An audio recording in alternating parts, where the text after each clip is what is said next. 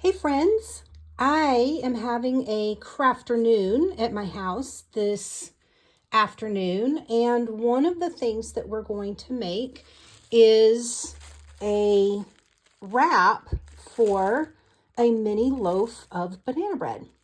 So I know the ladies are going to ask for the recipe and they're going to ask for the dimensions so they can do it later. And I thought I'd make a video. If you watch through the video, I'm going to show you how to make the wrap. And then at the end, I will have my banana bread recipe if you are interested in that as well. All right, so to make the banana bread wrapper, I'm using a piece of 4 by 11 Daffodil Delight cardstock. It is scored at 2, 4 1/4, and then I flipped it and scored it again at 2 and 4 1/4. So we are going to burnish our score lines with our bone folder so that we get a nice crease in there and it wraps around our bread easily. All right, then I'm going to take some tearing tape and I'm going to put it at one of these ends. It doesn't matter which one. I have my tearing tape. My husband watches my videos and he says, you need to explain to people why you use the different adhesives. So I'm going to use 3 different types of adhesive in this project. And the reason I'm choosing the tearing tape is because, you know, when you cook banana bread, sometimes they come out puffy, sometimes they come out a little bit flatter. They don't always come out the same size. So when we get this put together, I want it to be able to give. As it moves, I don't want the adhesive to come apart. So for this particular joining together, I chose to use tearing tape because it's a rather strong adhesive. So I have my tearing tape on there. I'm just going to take this and I'm going to, I don't know if you can see, I can tell where it ends and I want this piece to come just to that edge. So I'm going to put these 2 pieces together just so that it covers up that tearing tape. Okay, that's going to be the top of my bread wrapper. All right, now I'm going to decorate the sides. So I have 2 pieces of early espresso. These are cut at 2 1/8 by 3 7/8. And I have 2 pieces of the fruit salad, the Sale-a-Bration paper that you got for free. If you ordered $60, you could choose to have this one. So it has a bunch of different fruit, and I saw the bananas on there, and that's what inspired me to make a bread wrapper for banana bread. Thought it was so cute. So I have 2 pieces of that cut at 3 3/4 by 2, and I'm just going to use a different adhesive. This is my Stampin' Seal, and I'm going to use this adhesive just because it's my basic go-to. I don't need it to be really, really strong. I don't have any embossing on here where maybe I would want to use a liquid glue. I'm not really worried about not getting the papers lined up. So I don't really need the movement that liquid glue would give me. So I'm just using my basic Stampin' Seal. All right, these are together, and now these 2 are going to go on the sides of my bread holder. So once again, I'm using my Stampin' Seal. Don't really need my tearing tape. The sides aren't going to expand that much. I think I want it that way. And I'm just going to stick it right on there. Okay, other side.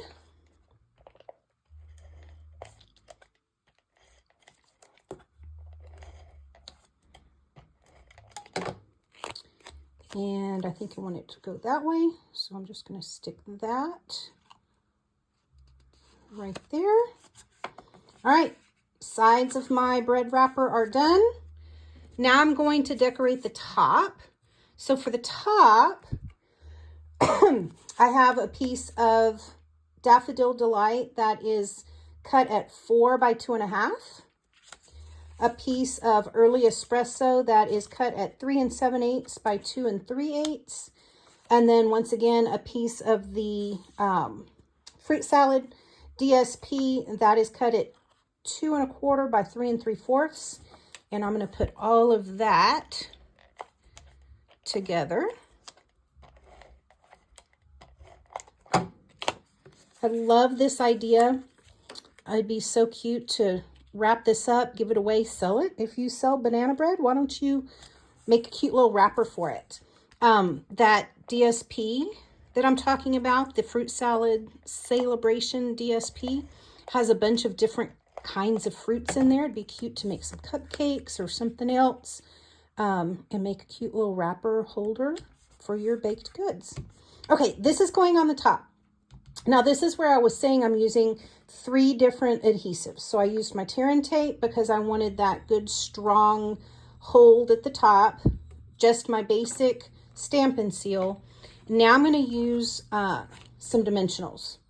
I'm going to use the dimensionals because, well, they are adhesive. And I want this to kind of stick up at the top. I don't want it to be flat because then it'll bend and stuff. So I'm just going to stick it to this ridge right here. What I'm going to do is I'm going to take some of my dimensionals and at that crease, I'm just going to put my dimensionals. I'm going to tear these off. Okay. And then I'm just going to center this on top of those dimensionals.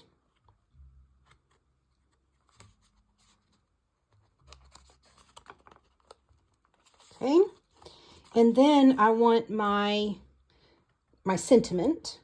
I dug back into my archives and I found an old paper pumpkin called Lots of Pun from December of 2021.